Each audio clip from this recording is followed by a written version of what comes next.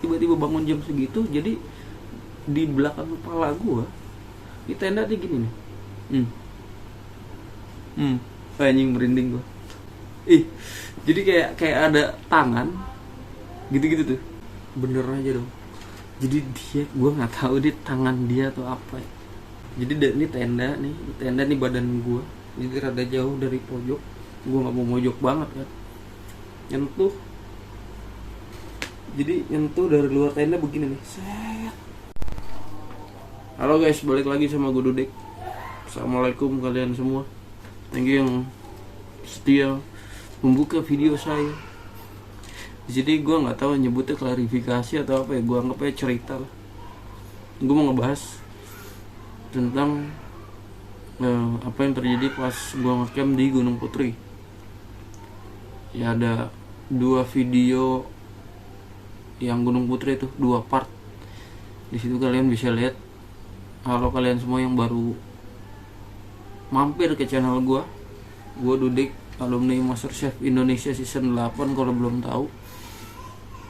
Di sini intinya gue mau cerita tentang apa yang terjadi di Gunung Putri. Let's go. Oke. Gue nggak bakal lama-lama di perjalanan gue dari bawah sampai ke spot camp lah ya. Gue persingkat aja. Memang tidak ada halangan sama sekali. Normal-normal aja. Sampai akhirnya kita diriin tenda itu jam habis Isya justru ya, habis Isya. Kita maghrib dulu, habis Isya kita baru diriin tenda. Ini tempat sebenarnya nggak yang dibuat di hutan gitu, bukan. Jadi kayak gunung, cuman ada satu spot di mana itu sebenarnya buat wisata orang-orang sih. Jadi gue nggak tidur di tanah sebenarnya, alasan tanah, tapi kayak udah jadi semen gitu. Bahkan kalian bisa lihat di video gue di part 2 ada di drone di situ. Nah, semua normal. Habis sisa gue diriin tenda, masak itu sampai jam 8:30 kalau nggak salah. Itu dari jam setengah 8. Habis Isya tuh gue udah ngerasa badan gak enak kan.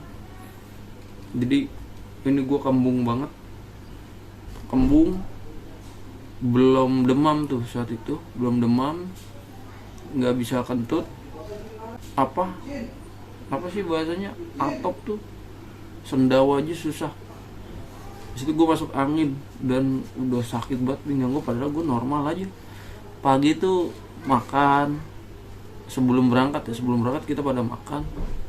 Nggak ada yang aneh. Mungkin karena udara kali ya, dingin, cukup dingin waktu itu, di luar ekspektasi gue dibanding tahun lalu. Singkat cerita, gue ambruk lah. Jam 8:30 gue ambruk. 8:30 gue ambruk. Gue langsung duluan masuk ke tenda sendiri. Yang lain masih pada di luar main kartu. Sampai jam 10:30 kayaknya ya. Sampai jam 10:30 apa jam 11 gitu. Pada main kartu. Jadi kita bertujuh. Jadi 6 orang pada main kartu di depan tenda gue persis. Nggak jauh. Jadi gue masuk ke dalam. Itu gue cuma terlentang aja tidur kan. Berusaha nungging biar kentut. Susah banget kagak kentut. Intinya di situ gue sakit sampai gue pakai SB, pakai double kaos, pakai jaket, semua gue demam di situ tuh. Berarti itu kelar kartuan itu, main kartu tuh anak-anak kayaknya jam 10 setengah 11 sore. 10 setengah 11 kurang lebih. Di situ gue udah rada mendingan tuh. Gue pikir udah sembuh kan. Jadi gue main keluar sedikit, cuman yang lain udah pada masuk tenda. Jadi ada 2 tenda 4 isi 4 orang sama isi 3 orang. Nah gue yang diisi 3 orang ini, yang kecil. Tendanya nggak dempet, jadi kayak ada jarak bangsa semeter lah. Nah di situ kita nyalain api unggun, telat banget ya, harusnya nyalain api unggun sebelum pas main kartu harusnya nyalain api unggun, jadi pada hangat. Cuman ini telat banget, kelar kartu baru pada baru nyalain api unggun. Nah, dari situ singkat cerita nggak lama dari nyalain api unggun kita langsung mutusin buat tidur. Gua, Asep sama Gilang satu tenda 3 orang, yang lain di tenda 4 orang. Itu kita mulai tidur kayaknya jam 11. Nah, itu kan ya namanya tidur di gunung kan tidur ayam-ayaman nih. Kita bertiga tidur ayam-ayaman. Jam 12 si Asep ini ngerasa ada yang keliling tenda. Keliling aja. Kalau gue ngerasa, cuman gue mikirnya gue halu karena satu gue sakit. Dan gue pikir gue doang yang mikir ini kayaknya ada yang keliling kan. Ternyata si Asep yang sebelah gue, jadi posisinya ini Gilang di dekat pintu tenda, ini Asep, ini gue paling pojok. Gue mikirnya gue doang yang ngerasa kalau ada orang nih di luar yang kelilingin tenda kita doang. Yang tenda 4 orang gue nggak tahu. Gue pikir gue doang yang mikir gitu kan. Taunya si Asep manggil salah satu saudara kita, teman kita kan, Yudi namanya. Lu masih di luar gitu kan, nggak ada yang nyaut sama sekali. Cuman gue ngerasa itu masih ada yang keliling, dan gue denger ada yang ketawa-ketawa, laki-laki 2-3 orang kayaknya ya, di bawah. Di posisi camp kita nih di sini. Kalau mau naik ke atas lagi tuh jarak 15 meter, 10 meter kayaknya, di atas tuh ada tenda lagi 3 orang memang, cowok-cowok. Nah, itu di atas, di bawah gelap. Di bawah ada spot tenda cuman gelap. Nah, ini kedengeran dari bawah, ketawa-tawa. Nggak ngobrol, cuman ketawa-tawa. Habis itu gue nungguin, gue pikir mereka yang di bawah itu adalah orang yang ngecamp di atas. Itu udah jam 12. Nggak ada reason mereka ke bawah sih sebenarnya. Nggak ada harusnya nggak ada keperluan ngapain mereka ke bawah gitu. Gue pikir itu anak yang ngecamp di atas 3 orang. Jadi gue tungguin nih, harusnya dia naik lagi kan dari bawah, ketawa-tawa. Nggak ada, gue tungguin nggak ada sama sekali. Gue tungguin 10 menitan, 5 menit, nggak ada yang langkah kaki naik ke atas gitu. Harusnya kan masih ngobrol dan kedengeran langkah kakinya lah, karena lewat depan tenda gua. Itu tadi gua ngerasa ada yang ngelilingin. Itu kita belum ada yang keluar, cuma manggil doang si Asep dari dalam tenda, dan nggak ada cahaya dari dalam tenda. Sampai akhirnya udah nih, nggak ada apa-apa. Jam 12 lewat dikit kita tidur lagi sampai itu lagi-lagi ya ayam-ayaman aja. Gue sempat mikir gini, apakah gue akan mengalami kejadian hal yang serupa kayak tahun lalu atau enggak.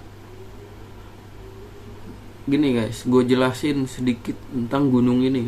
Gunung ini itu Gunung Putri adalah kalau bisa dibilang kaki gunungnya Gunung Guntur. Kalau kalian tahu Gunung Guntur, tahun lalu tuh viral banget karena ada satu bocah umur 15 tahun yang hilang 6 hari, dibawa ke alam jin. Itu hilangnya di Gunung Guntur. Nah, ini kita bener-bener sebelahan sama Gunung Guntur, walaupun ya jauh banget sebenarnya. Cuman ya itu kaki gunungnya dan sebelahan. Jadi ada ya, masalah viral banget tuh cerita. Gue gak mau ngebahas itu, cuman kalau kalian mau cek banyak di YouTube. Prasojo Muhammad, RJL 5 paling lengkap. Oke, kita lanjut ke gue tidur ayam-ayaman jam 12 lebih dikit. Jam 12 lewat 10 atau 15 lah. Ayam-ayaman, gue ngerasa jam 12:30 tuh ada yang keliling lagi. Nah Asep ini gue tahu dia nggak tidur nih, dia selalu langsung ngeh gitu kan, dia langsung ngeh, cuman nggak manggil, cuman berasa banget nih ini sosok keliling di tenda gue kan. Itu gue begini-gini karena demam kan, gue pengen keringetan biar demam gue aman, karena gue pikir kayaknya gue besok nggak bisa turun karena drop banget gue punya badan. Lanjut ke si sosok ini, dia keliling 2-3 kali sampai akhirnya berhenti di kepala gue. Anjir, gue mikir ini sama kejadiannya kayak tahun lalu. Jadi tahun lalu tuh gue ngecamp di situ juga, cuma Deden, Agis, Yudi, Rian, gue 5 orang, cuma berlima ganjil normal, cuman jam 12 itu. Jadi gue gimana ya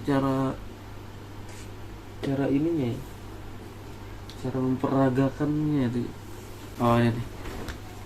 Jadi guys, jam 12 ini nggak masuk ya, gue nggak tahu, orang ada yang bilang hewan gitu kan, gue cerita tuh ada yang bilang hewan. Intinya gini yang terjadi, gue tidur jam 10 tahun lalu nih, gue cerita tahun lalu di spot camp yang sama. Jam 10 gue tidur, jam 12 kebangun, gara-gara gue nggak tahu, kayak kebangun gitu aja. Cuman si Yudi yang tidur di sebelah gue, jadi paling pojok Rian, Yudi, gue, Deden, Agis. Gue bangun, jadi gue nggak tahu, gue ngeh aja tiba-tiba bangun jam segitu. Jadi di belakang kepala gue di tenda tuh gini nih, anjing merinding gue. Jadi kayak ada tangan gitu tuh di belakang kepala gue kan. Gue diem, gue udah jampe udah baca doa segala macem itu. Ternyata Yudi bangun juga. Jadi gue berani bergerak. Tadi gue bener-bener matung aja, nggak berani bergerak. Mana ada cahaya lampu kan,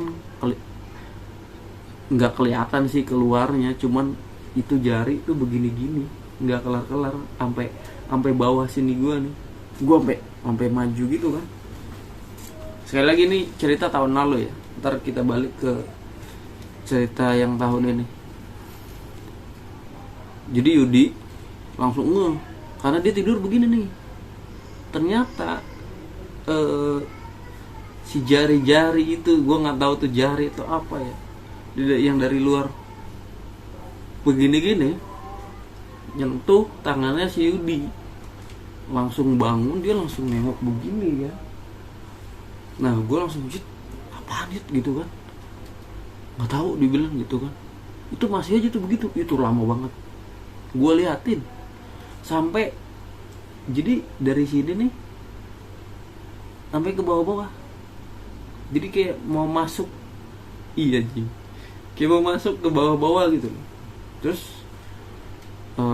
gue mikir hewan, nggak mungkin. Kenapa nggak mungkin ya, Pak? Satu, semua daging makanan yang kita makan, gue bikin tom yum waktu itu, gue bikin beef slice, gue taruh depan.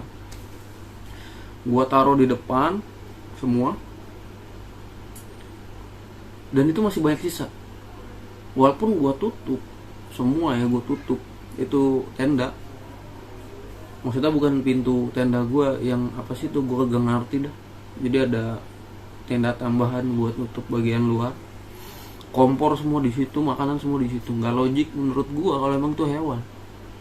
Harusnya kalau emang dia hewan, itu namanya bau daging, bau bakso segala macem itu ke depan. Indomie harusnya ke depan, nggak mungkin ke kepala gue. Ngapain?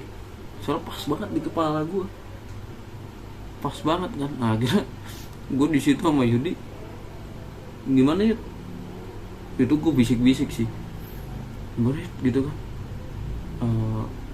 kita keluar aja gitu kan, kita ngecek. Nah ternyata si Deden bangun juga, Deden ngelihat juga apa yang terjadi. Sisanya pada tidur, Agi sama si Rian, 2 orang tidur, 3 orang bangun. Itu jam 12:30. Akhirnya kita mutusin beranikan diri kan. Emang kampret, pemuda lokal situ malah pada tidur. Kita pemuda Jakarta 3-3-nya malah kebangun ngadepin hal kayak gitu kan. first time gue tuh ngecamp.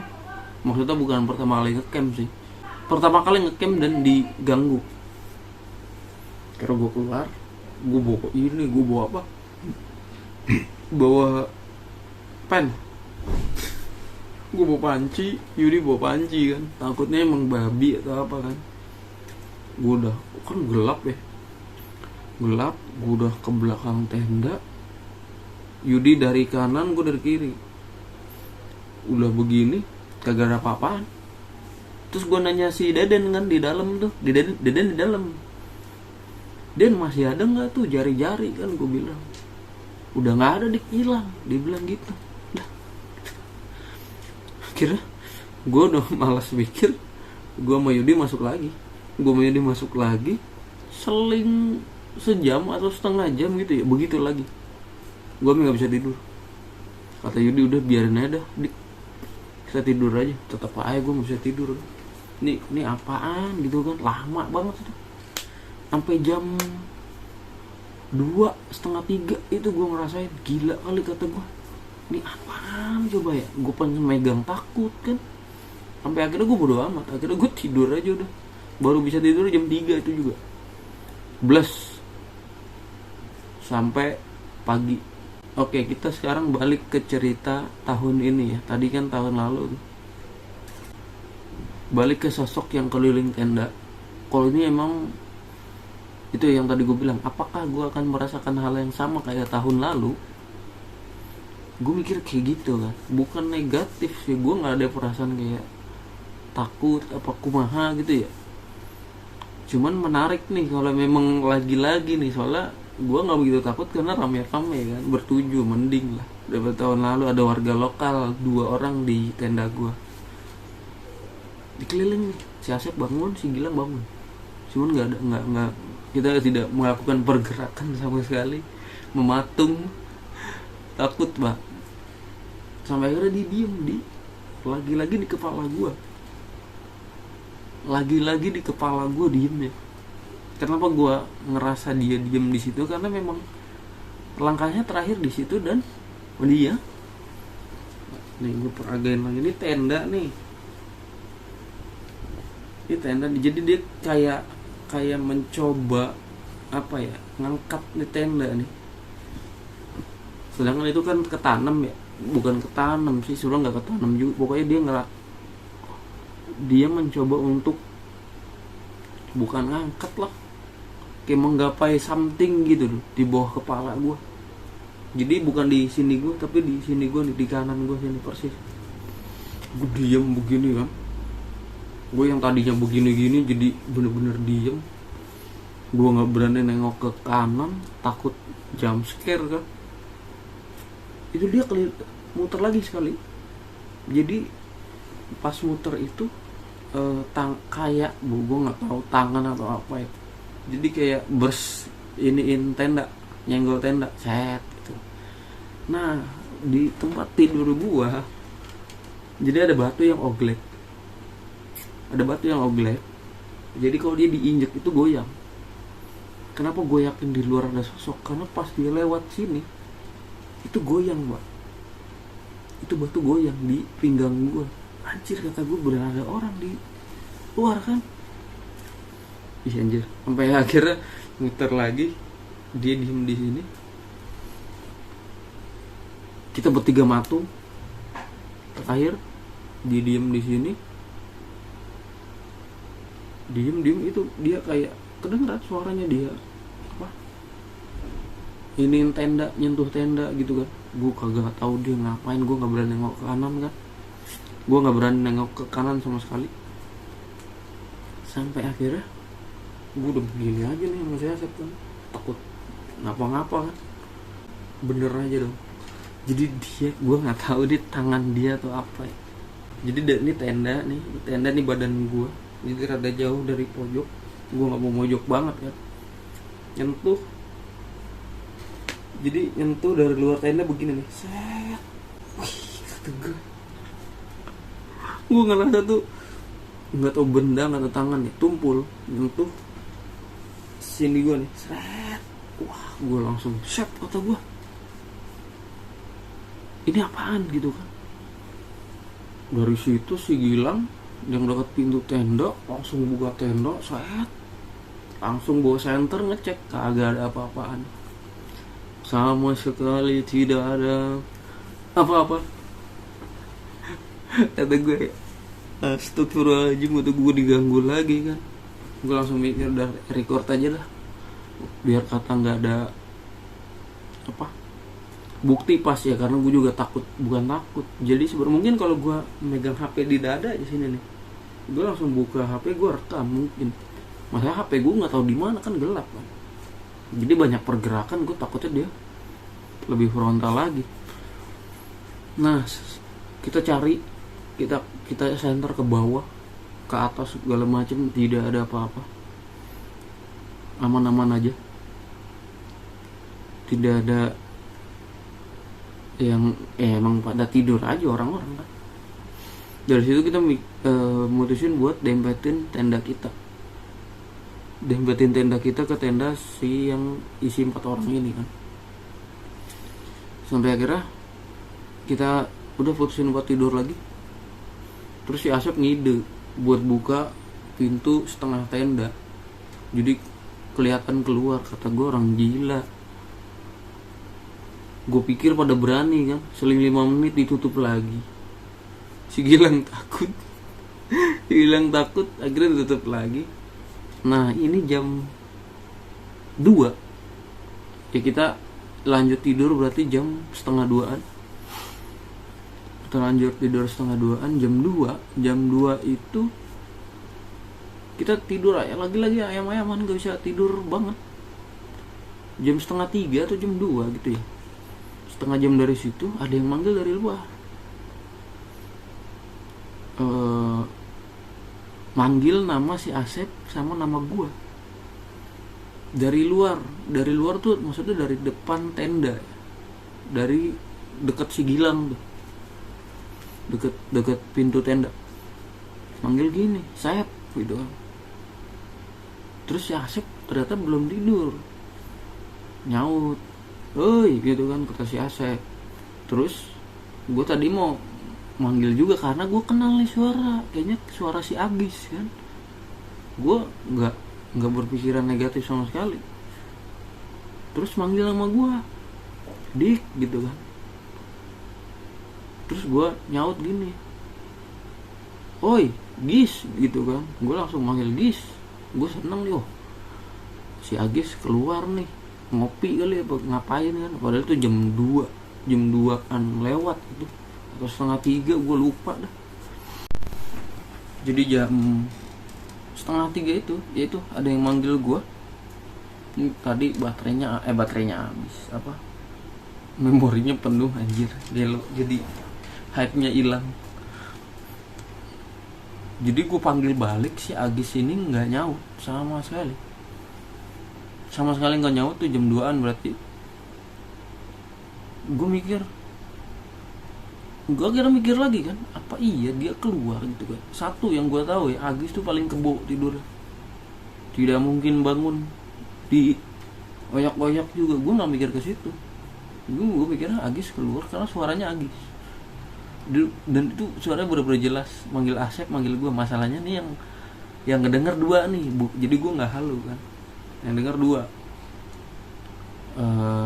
Setelah dari situ ada yang manggil lewat gitu aja, kita berjaga-jaga, ada yang keliling tenda lagi kan, jadi parno. Cuma yang terjadi adalah gue sama Gilang ngerasa, jadi kita bakar api unggun ya, sempat bakar api unggun. Ada yang bakar, bukan ada yang bakar, jadi kayak ini api unggun kayak nyala lagi Pak. Ini udah mati sebenarnya, dari jam 12an tuh udah mati, 12:30 tuh udah mati. Kita waktu keluar tenda ngecek ada apa aja, itu udah mati. Ini kayak nyala lagi, cuman nggak ada ininya, nggak ada apinya. Cuma kenapa gue bilang nyala lagi adalah karena kedengeran suara kayu kebakar, cetek begitu tuh. Gue pikir gue doang yang ngerasain. Gue pun tahu itu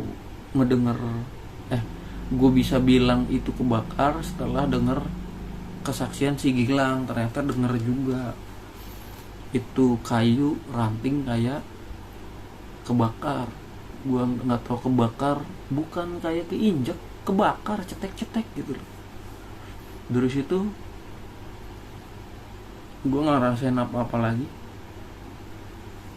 semua normal-normal aja sampai akhirnya gue baru tidur tuh jam 3:30, jam 3 kayaknya. Oh ya, by the way, gue balik lagi ke yang tadi. Pas gue disentuh begini, itu gue langsung keringetan, langsung sembuh demam gue. Keringetan yang gue dambakan biar demam gue hilang. Pas disentuh gini gue langsung keringetan, basah kuyup pak. Di atas gunung keringetan, keringet dingin kali ya. Tapi dari situ gue enak sembuh pak, sampai pagi gue udah nggak rasa. Yang gue pikir gue bakal digotong gitu ke bawah ya, aman. Gue nggak ngerasa udah kentut terus di dalam kan. Sampai si Gilang juga apa komplain, siapa nih yang kentut gitu kan, udah tahu dia tenda sama orang masuk angin kan. Gue kentut enak, demam gue hilang semua, udah enak banget itu dari situ. Jadi ada yang bilang gini, mamang gue bilang gini, mungkin itu karuhun tuh sesepuh di gunung itu yang emang niatnya pengen nyembuhin elu, orang Asgar asli Garut gitu kan. Karena memang cara dia neror begitu, keliling nyolek, habis itu gue sembuh, bener-bener completely sembuh. Dari situ gue keringetan, gue kentut, udah. Dari jam 2:30 itu sampai pagi aman, nggak ada apa-apa. Pagi pun kita cerita cekakak cekikik kan, karena memang pengalaman yang apa ya, satu mungkin dibilang gue harapkan sih tidak, cuman senang aja. Jadi ada cerita gitu, gak yang sekedar lu nggak kayak masak-masak dan balik. Jadi seru juga ada ceritanya. Itu aja sih dari gue. Sampai turun lagi kita nggak ada masalah, gue benar-benar sehat walafiat, alhamdulillah. Sampai bawah sama sekali nggak ada yang, jadi kayak gue berangkat sehat, alhamdulillah, pulang nyampe bawah yang nggak ada apa-apa, kayak nggak ada apa-apa aja. Sip, segitu aja, sekian cerita dari gue. Thank you yang udah nonton. Ini lama nih cerita kan, gue nggak peduli lah. Sekarang gue bakal jarang masak guys, jadi bakal lebih sering nongol depan kamera aja lah. Dah gitu aja. Thank you yang udah nonton. Memang cerita gue gak sehoror itu lah, cuman memang gue satu hal, gue penikmat horor banget. Sampai gue tahu gimana caranya gak diganggu tapi tetap diganggu. By the way, kenapa gue pede banget gak diganggu? Bukan pede sombong, bukan, cuman kayak aman lah, harusnya nggak ada yang iseng gitu kan. Karena semua dari kita ini bener-bener ngejaga sholat. Di situ gue yakin banget, model-model jin tuh malas banget ganggu orang doyan sholat, ganggu yang bener-bener ekstrim gitu, yang pengen nongolin segala macem. Gue rasa kita nggak bisa takabur juga sih, nggak bisa bilang nggak akan juga sih, cuman minimal jin-jin itu tuh males lah ngegodain kita gitu. Karena insya Allah lah kalau jaga sholat mah mantap. Sekian dari gua, kagak jadi closing. Ini lumayan lama nih video. Sekian dari gua, see you next time. Siapa tahu ada yang punya cerita horor juga, komen di bawah, atau mau cerita di channel gua. Let's go lah, gua mantap juga nih kayaknya horor-horor nih. See you guys.